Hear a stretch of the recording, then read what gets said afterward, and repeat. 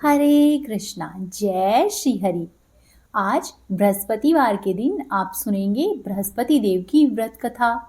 इस कथा को सुनने से सभी मनोकामनाएं भगवान बृहस्पति देव की कृपा से पूर्ण हो जाती है। तो आइए बड़ी ही श्रद्धा और प्रसन्नचित मन से इस कथा को सुनते हैं। भारतवर्ष में एक प्रतापी और दानी राजा राज्य करता था। वह राजा प्रतिदिन ही गरीबों और ब्राह्मणों की सहायता किया करता। यह बात राजा की रानी को अच्छी नहीं लगती। वह न ही गरीबों को दान दिया करती और न ही भगवान का पूजन किया करती। साथ ही साथ वह रानी राजा को भी दान दक्षिणा देने से मना किया करती। एक दिन की बात है कि वह राजा शिकार खेलने के लिए वन में गया हुआ था और रानी महल में अकेली थी।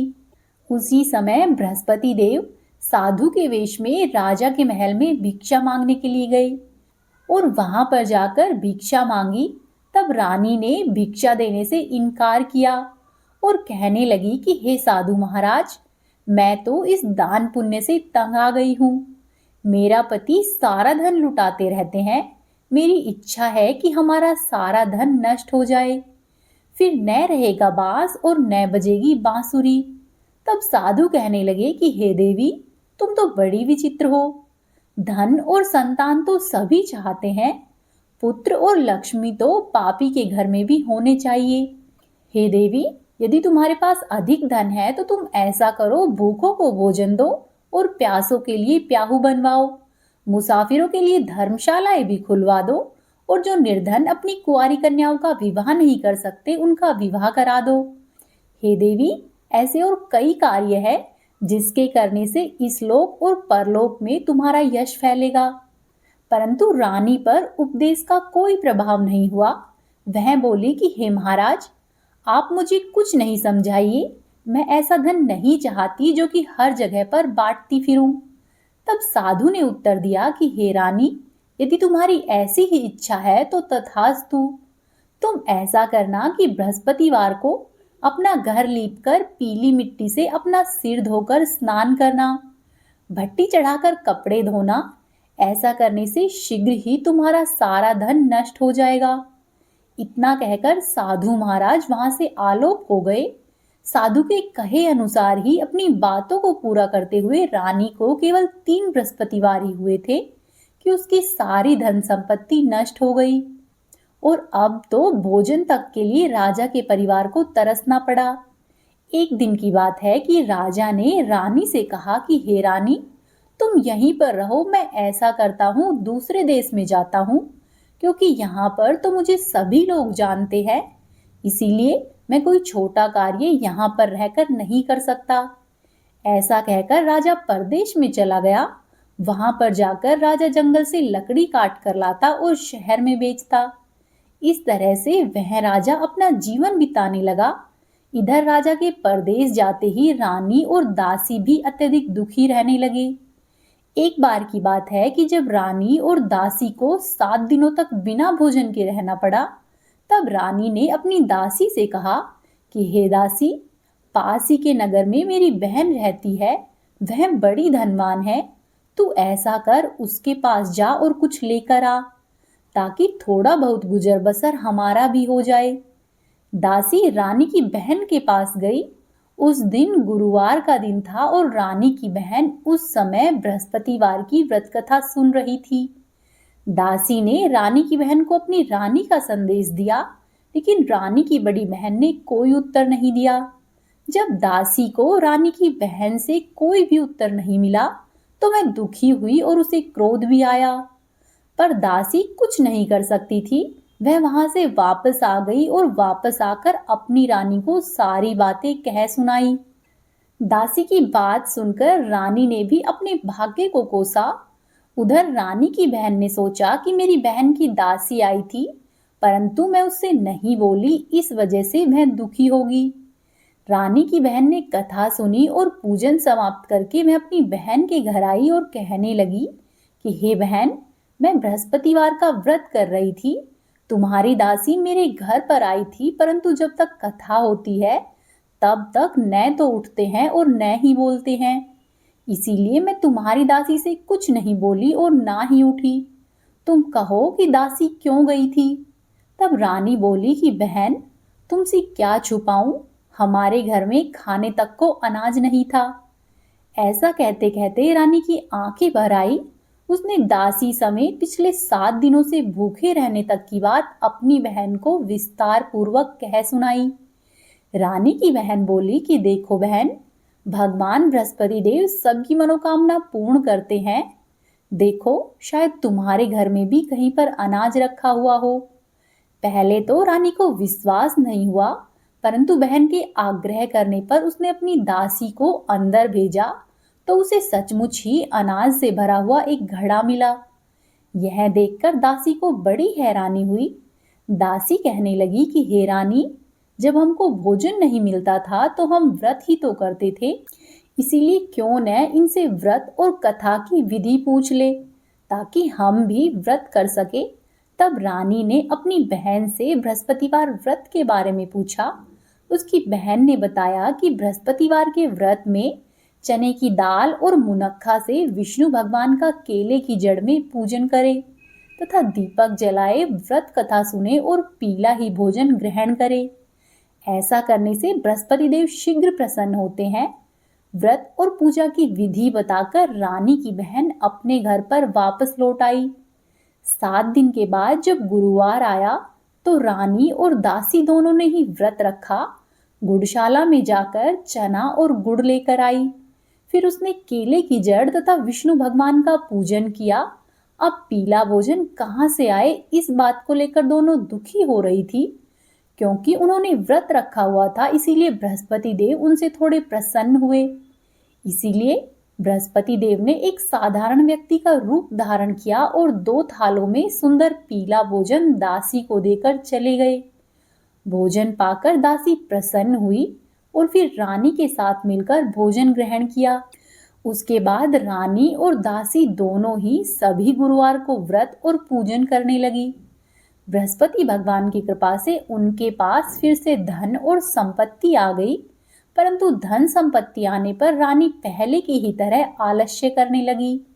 तब दासी ने कहा कि देखो रानी, तुम पहले भी इसी प्रकार से आलस्य करती थी, तुम्हें धन रखने में कष्ट होता था, इसी कारण सभी धन नष्ट हो गया था। और अब जब भगवान बृहस्पति की कृपा से फिर से धन मिला है तो तुम्हें फिर से आलस्य होने लगा है। रानी को समझाते हुए दासी कहने लगी कि बड़ी मुसीबतों के बाद हमने यह धन पाया है, इसीलिए हमें इस धन से दान और पुण्य करना चाहिए। भूखे मनुष्यों को भोजन कराना चाहिए और धन को शुभ कार्यों में खर्च करना चाहिए। हे रानी, ऐसा करने से तुम्हारे कुल का यश बढ़ेगा, स्वर्ग की प्राप्ति होगी और पितर प्रसन्न होंगे। दासी की बात मानकर रानी अपने धन को शुभ कार्यों में खर्च करने लगी। ऐसा करने से पूरे ही नगर में उसका यश फैलने लगा। वहीं दूसरी तरफ एक दिन की बात है कि राजा दुखी होकर जंगल में एक पेड़ के नीचे आसन जमाकर बैठ गया। वह अपनी दशा को याद करके व्याकुल होने लगा। बृहस्पतिवार का दिन था कि अचानक ही उसने देखा कि निर्जन वन में एक साधु देवता प्रकट हुए। वह साधु वेश में स्वयं बृहस्पति भगवान थे। लक्कड़हारे के सामने जाकर बृहस्पति देव बोले कि हे लक्कड़हारे, इस सुनसान जंगल में तू चिंतामग्न क्यों बैठा है। तब लक्कड़हारे ने दोनों हाथ जोड़कर प्रणाम किया और उत्तर दिया कि हे महाराज, आप सब कुछ जानते हैं, मैं क्या कहूँ। यह कहकर वह राजा रोने लगा और साधु को अपनी आत्मकथा सुनाई। तब महात्मा ने कहा कि तुम्हारी स्त्री ने बृहस्पतिवार के दिन बृहस्पति भगवान का निरादर किया है, जिसके कारण रुष्ट होकर उन्होंने तुम्हारी यह दशा कर दी है। अब तुम चिंता को दूर करके मेरे कहने पर चलो तो तुम्हारे सभी कष्ट दूर हो जाएंगे और भगवान पहले से भी अधिक धन संपत्ति तुम्हें प्रदान करेंगे। तुम बृहस्पतिवार के दिन कथा किया करो, 2 पैसे के चने और मुनक्खा लाकर उसका प्रसाद बनाओ और शुद्ध जल के लोटे में शक्कर मिलाकर अमृत तैयार करो। कथा के बाद अपने सारे परिवार और सुनने वाले भगवत प्रेमियों में अमृत और प्रसाद बांटकर स्वयं भी उस प्रसाद को ग्रहण करो। ऐसा करने से तुम्हारी सभी मनोकामना शीघ्र ही पूरी होगी। साधु के ऐसे वचन सुनकर वह लकड़हारा बोला कि हे प्रभु, मुझे इन लकड़ियों को बेचकर इतना पैसा नहीं मिलता है जिससे कि भोजन करने के बाद मैं कुछ बचा सकूं। मैंने रात्रि में अपनी स्त्री को व्याकुल देखा है और मेरे पास कुछ भी नहीं है कि जिसकी वजह से मैं उसकी खबर मंगा सकूं। तब साधु ने कहा कि हे लकड़हारे, तुम किसी भी बात की चिंता मत करो। बृहस्पतिवार के दिन तुम रोजाना की ही तरह लकड़ियों को लेकर शहर में जाना। उस दिन तुमको रोजाना से दुगना धन मिलेगा, जिससे कि तुम भली भांति भोजन कर लोगे तथा बृहस्पति देव की पूजा का सामान भी आ जाएगा। इतना कहकर साधु महाराज अंतर्ध्यान हो गए। धीरे धीरे समय बीतने पर बृहस्पतिवार का दिन आया। लकड़हारा जंगल से लकड़ियां काटकर किसी शहर में बेचने गया। उसे उस दिन अन्य दिनों से अधिक पैसा मिला। राजा ने चना, गुड़ और इत्यादि लाकर गुरुवार का व्रत किया। उस दिन से उसके सभी क्लेश दूर हुए। परंतु जब दोबारा गुरुवार का दिन आया तो वह राजा बृहस्पतिवार का व्रत करना भूल गया। इस कारण बृहस्पति भगवान नाराज हो गए। उस दिन उस नगर के राजा ने विशाल यज्ञ का आयोजन किया तथा शहर में यह घोषणा करा दी कि कोई भी मनुष्य अपने घर में भोजन नहीं बनावे और न ही आग जलावे। समस्त जनता मेरे यहाँ पर भोजन करने आवे। यदि कोई इस आज्ञा को नहीं मानेगा तो उसे फांसी की सजा दी जाएगी। इस तरह की घोषणा संपूर्ण नगर में करवा दी। राजा की आज्ञा के अनुसार ही शहर के सभी लोग भोजन करने के लिए आए, लेकिन लकड़हारा कुछ देर से पहुंचा, इसीलिए राजा उसको अपने साथ अपने घर पर लिवा ले गए और ले जाकर भोजन करा रहे थे तो रानी की दृष्टि उस खूंटी पर पड़ी जिस पर कि उस रानी का हार लटका हुआ था। वह हार वहां पर दिखाई नहीं दिया। तब रानी ने सोचा कि मेरा हार इस मनुष्य ने चुरा लिया है। उसी समय सिपाहियों को बुलाकर उस राजा को कारागार में डलवा दिया। वह लकड़हारा कारागार में पड़ा रहा और बहुत ही दुखी होकर विचार करने लगा कि न जाने मैंने अपने पूर्व जन्म में कौन से बुरे कार्य किए हैं कि जिसकी वजह से मुझे इतना दुख मिल रहा है। और वह लकड़हारा वहां पर पड़ा पड़ा उसी साधु को याद करने लगा जो कि उसे जंगल में मिले थे। उसी समय तत्काल ही बृहस्पति देव साधु के रूप में प्रकट हुए और उसकी दशा देखकर कहने लगे कि अरे मूर्ख, तूने बृहस्पति देव की कथा नहीं की, इसी कारण से तुझे यह दुख मिला है। अब तू चिंता मत कर। बृहस्पतिवार के दिन कारागार के दरवाजे पर तुझे 4 पैसे पड़े मिलेंगे। उनसे तू बृहस्पति देव की पूजा करना, तेरे सभी कष्ट दूर हो जाएंगे। फिर जब बृहस्पतिवार का दिन आया तो साधु के कहे अनुसार ही लकड़हारे को दरवाजे पर 4 पैसे मिले। लकड़हारे ने उनसे पूजा का सामान मंगाया और कथा कही। उसी रात्रि को बृहस्पति देव ने उस नगर के राजा के स्वप्न में दर्शन देकर कहा कि हे राजा, तुमने जिस आदमी को कारागार में बंद किया है वह निर्दोष है, उसे छोड़ देना, वह तो स्वयं राजा है। रानी का हार उसी खूंटी पर लटका हुआ है। अगर तू ऐसा नहीं करेगा तो मैं तेरा राज्य और धन पुत्र आदि सब नष्ट कर दूंगा। इस तरह से रात्रि में स्वप्न देखकर राजा प्रातःकाल उठा और खूंटी पर हार को देखकर लकड़हारे को बुलाकर क्षमा मांगी तथा लकड़हारे को योग्य और सुंदर वस्त्राभूषण देकर विदा किया। बृहस्पति देव की आज्ञा के अनुसार लकड़हारा अपने नगर को चल दिया। राजा जब अपने नगर के निकट पहुंचा तो उसे बड़ा ही आश्चर्य हुआ। नगर में पहले से भी अधिक बाग, तालाब, कुएं तथा बहुत सी धर्मशाला व मंदिर बनाए जा चुके थे। राजा ने यह पूछा कि यह किसका बाग है और ये धर्मशालाएं किसकी है। तब नगर के सभी लोग कहने लगे कि हे राजन, ये सब तो रानी और बांदी के हैं। तो यह सुनकर राजा को बड़ा आश्चर्य हुआ और गुस्सा भी आया। जब रानी ने यह खबर सुनी कि राजा आ रहे हैं तो उन्होंने बांदी से कहा कि हे दासी, देख, राजा हमको कितनी बुरी हालत में छोड़कर गए थे और हमारी ऐसी दशा देखकर कहीं वह लौट नहीं जाए, इसीलिए तू दरवाजे पर खड़ी हो जा। आज्ञा के अनुसार दासी दरवाजे पर खड़ी हो गई और जब राजा आए तो राजा को अंदर लिवा ले गई। तब राजा ने क्रोध करके अपनी रानी से पूछा कि तुम्हें यह सब धन किस प्रकार से प्राप्त हुआ है। तब रानी ने कहा कि हे राजन, हमने ये सब धन भगवान बृहस्पति देव के व्रत के प्रभाव से प्राप्त किया है। तब राजा ने निश्चय किया कि 7 दिन के बाद तो सभी लोग बृहस्पति देव का पूजन करते हैं, परंतु मैं तो अब से प्रतिदिन ही दिन में 3 बार कहानी कहूंगा और रोज ही व्रत करूंगा। अब तो हर समय राजा के दुपट्टे में चने की दाल बंधी रहती तथा वह राजा दिन में 3 बार कहानी कहता। एक दिन की बात है कि राजा ने विचार किया कि मैं अपनी बहन के यहाँ पर होकर आता हूँ। इस तरह से निश्चय करके राजा अपने घोड़े पर सवार हुआ और अपनी बहन के घर जाने के लिए निकल गया।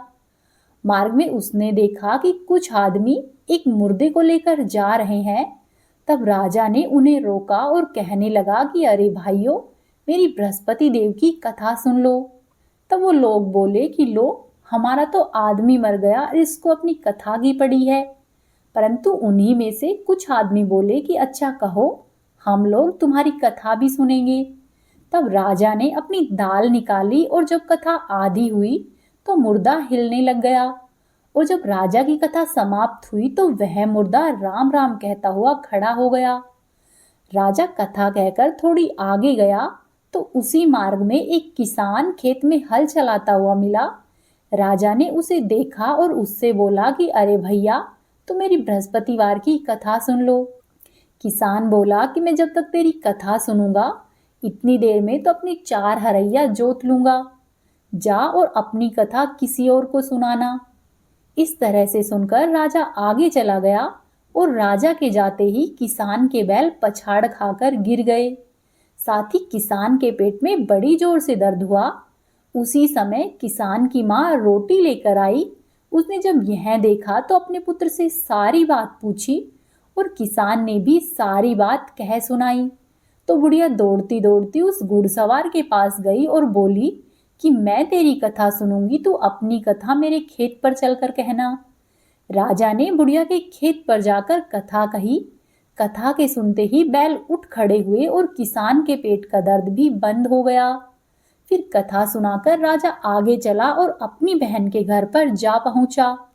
बहन ने अपने भाई की खूब मेहमान नवाजी की। दूसरे दिन प्रातःकाल जब राजा उठा तो देखता है कि सब लोग भोजन कर रहे हैं। राजा ने अपनी बहन से कहा कि बहन, क्या यहाँ पर ऐसा कोई मनुष्य है जिसने भोजन नहीं किया हो और वह मेरी बृहस्पतिवार की कथा सुन ले। तब बहन बोली कि हे भैया, यह देश ऐसा है कि यहाँ पर पहले लोग भोजन करते हैं और उसके बाद अन्य कोई काम करते हैं। अगर कोई पड़ोस में हो तो मैं उसको देख कर आती हूँ। ऐसा कहकर उसकी बहन देखने चली गई, परंतु उसे कोई भी व्यक्ति ऐसा नहीं मिला कि जिसने भोजन नहीं किया हो।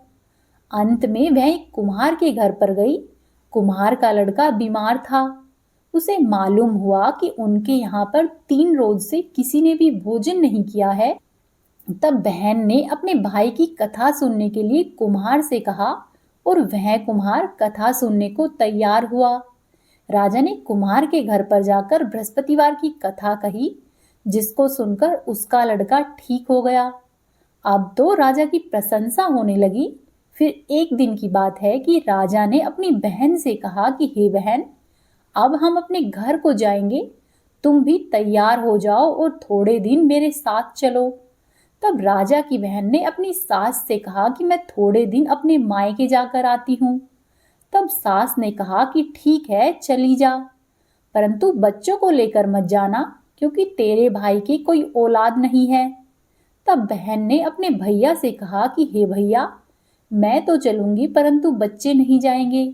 तब राजा बोला कि जब बच्चे ही नहीं जाएंगे तो तू जाकर क्या करेगी। राजा बड़ा ही दुखी हुआ और दुखी मन से अपने नगर को लौट गया और अपने महल में जाकर राजा ने रानी से कहा कि हे रानी, हम लोग निर्वंशी है और हमारा मुंह देखने का भी धर्म नहीं है। और राजा ने उदास होकर कुछ दिनों तक भोजन आदि नहीं किया। तब रानी बोली कि हे प्रभु, बृहस्पति देव ने हमें सब कुछ दिया है, वे अवश्य ही हमें औलाद भी देंगे। उसी रात को बृहस्पति देव ने राजा से स्वप्न में कहा कि हे राजा, उठ, सभी सोच को त्याग दे, तेरी रानी गर्भ से है। जाकर भोजन ग्रहण कर। राजा को यह बात सुनकर बड़ी प्रसन्नता हुई और उसने फिर से अन्न और जल को ग्रहण कर लिया और प्रसन्न रहने लगा। उचित समय आने पर रानी को एक सुंदर पुत्र उत्पन्न हुआ। तब राजा बोला कि हे रानी, स्त्री बिना भोजन के रह सकती है, परंतु बिना ताने दिए नहीं रह सकती। जब मेरी बहन यहाँ पर आवे तब तुम उससे कुछ मत कहना। रानी ने कहा कि ठीक है। परंतु जब राजा की बहन ने यह शुभ समाचार सुना तो वह बहुत प्रसन्न हुई और बधाई लेकर अपने भाई के यहाँ पर आई। तब रानी ने कहा कि घोड़ा चढ़कर तो नहीं आई, गधा चढ़ी आई है। तब राजा की बहन बोली कि भाभी, यदि मैं इस प्रकार नहीं कहती तो तुम्हें औलाद किस प्रकार मिलती।